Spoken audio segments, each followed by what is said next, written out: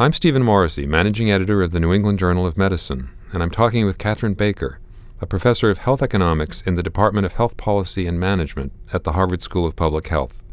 Professor Baicker has co-authored a perspective article on the misguided focus on the creation of healthcare jobs in the United States. Professor Baicker, some aspects of healthcare reform might tend to increase healthcare hiring. The expansion of insurance coverage, for example, will increase demand for services, and the focus on team-based care might require new case managers, more physician assistants, nurse practitioners. So is some of the growth in healthcare employment necessary to better care and better health? Absolutely, and I think the key factor is the goal should be improving health and access to healthcare, and to the extent that that involves a larger physician workforce, a larger nurse workforce, a change in the mix of people working in the healthcare sector, that's all to the greater good. But that's a side effect of expanding access and improving the efficiency of delivery, not the goal of the policy itself. In May of this year, only 69,000 new jobs were created in this country, but nearly half of them, 33,000, were in the healthcare sector. In your article, you cite data showing that over the longer term, there's been steady growth in healthcare employment as a proportion of all U.S. employment. What are the reasons for that? I think there's ample evidence that we're not getting as much value as we should out of the healthcare sector right now. We want to get as much health as possible for every dollar that we spend and for every person employed in that sector, and we're spending some money on care that has questionable value right now. That's why I think policy goals should be to improve the value for the system so that everyone has access to affordable care, and that might involve more employment, but it might involve less. You argue that job creation shouldn't be a justification for increased spending on health care. How do you convince people of that during a recession when lawmakers, as we know, are so concerned about unemployment rates? Well, that's a real challenge, and it was part of the motivation for writing this piece. But I think you have to remember that healthcare jobs aren't manufactured out of thin air. Higher spending on healthcare means higher health insurance premiums. It means that workers have lower take-home wages after they pay their share of health insurance premiums. It means taxes are higher as we pay for Medicare and Medicaid and access for the uninsured. The flip side to spending more on healthcare employment is having those higher premiums and those lower wages and those higher taxes. And I think if you make that argument, people might see that those resources could be better devoted to other important uses like food and shelter and education if we were getting as much health from the healthcare sector for every dollar that we spent as we could.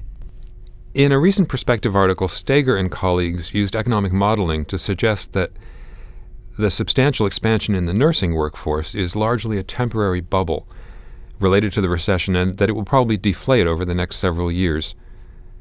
Do you agree, and how does that affect healthcare employment growth in general? I think this highlights the challenge of trying to target employment as either a metric of success or as a goal.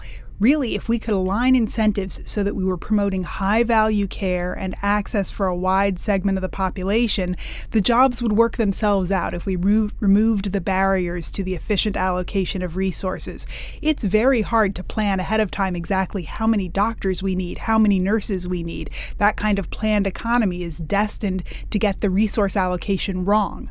Rather, we want to set up a system that promotes the delivery of high-value, highly beneficial health care, and then let the jobs flow as they may.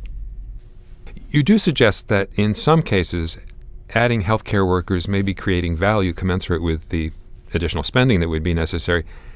How do you measure that value to determine whether any given position is beneficial? That's a real challenge, and that gets back to the goal of setting up a system that has incentives for high-value care.